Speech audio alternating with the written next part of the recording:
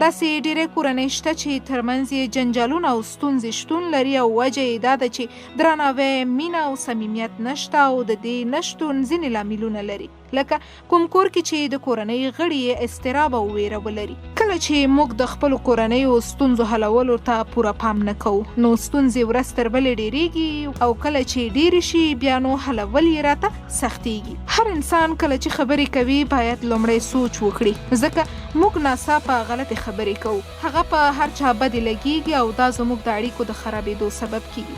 نو باید په ځیر او پام سره خبرې او چلند وکړو. که موږ له خپلې مېرمنې او اولادونو سره مینه ونه لرو نو همدا مینه نه درلودل زموږ صمیمیت او مهرباني له منځه وړي. که موږ د ګډ ژوند له ملګري سره مینه وکړو، درناوی ولرو، همدا مینه زموږ راتلونکي نسل ته انتقالېږي او دا کار یو ډول صمیمیت رامنځته کوي. اقتصادي ستونزو ته باید ډېر ارزښت ورنه کړو او کور کې ډېر له خپل وضعیت څخه ونه وایو، ځکه دا د ټولو پر روان بد اغېز کوي. اقتصادي وضعیت مو یوه ورځ بد وي، یوه ورځ ښه وي، نو دا موضوع اړینه نه ده. کله چې کور کې متقابل درناوی ونه لرو او تل یو بل سره پرتلنه وکړو، صمیمیت مو له منځه وړي.